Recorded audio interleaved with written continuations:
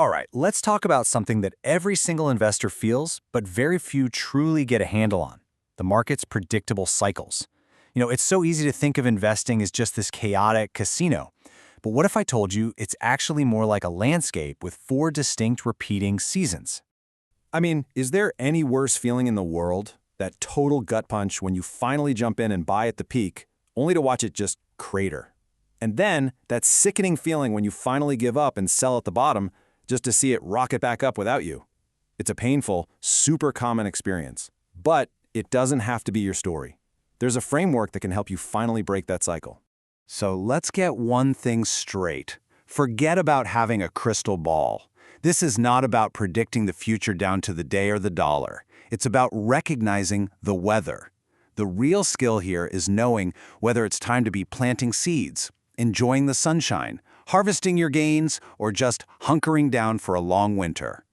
And here's our roadmap for today. It's really simple. We're going to walk through these four seasons, starting with the peak in autumn, going through the absolute bottom in winter, seeing the first signs of life in spring, and finally, riding the big boom of summer. Understanding this flow is the key to absolutely everything. Now we're going to start in a place that might seem a little counterintuitive. We're starting with the end of the party, autumn and winter. Why? Because knowing how to spot the end of a cycle is probably the single most important skill for protecting your hard-earned capital. So, this phase has a name. It's called peak distribution, or fanfoiding. Just think of it like this. It's a massive, quiet transfer of risk. All the experienced investors who've been riding this wave for months or years, they start quietly selling their shares to the newcomers who are just now getting excited by all the glowing headlines. The smart money is cashing out and heading for the exits. Okay, so how do you spot an autumn? Well, the signs are all there if you know where to look. The economy might actually still feel pretty strong, with high GDP growth, but the financial weather is changing. The Fed starts hiking interest rates, company valuations get totally stretched, and you start to see that final speculative frenzy, which often happens in real estate stocks. And here is one of the clearest warning signs you can possibly get.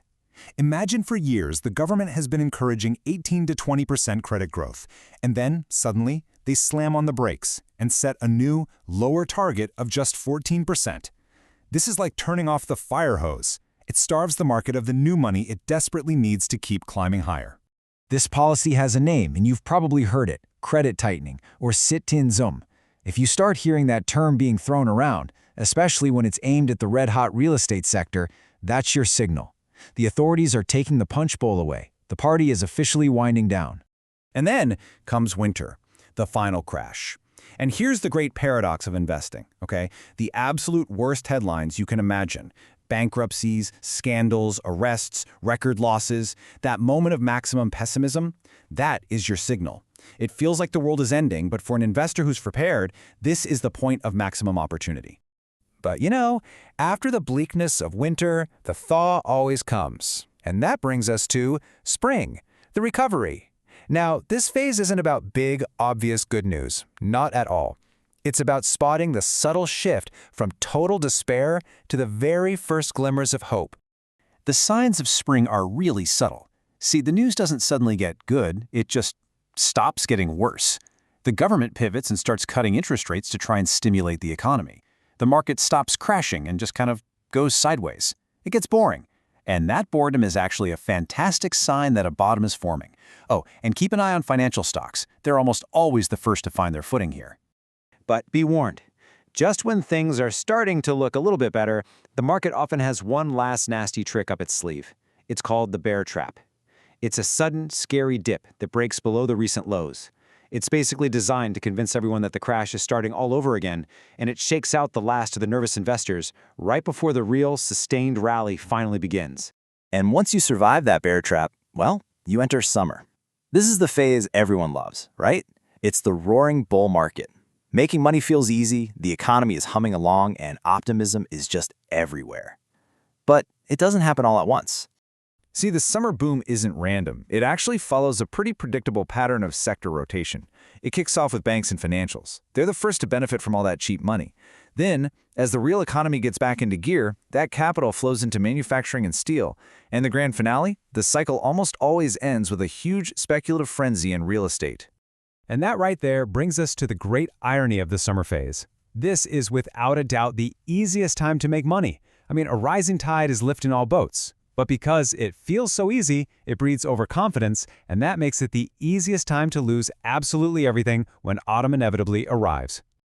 So, we've journeyed through all 4 seasons. Now, how do we turn all this into a simple, actionable rule that you can actually use?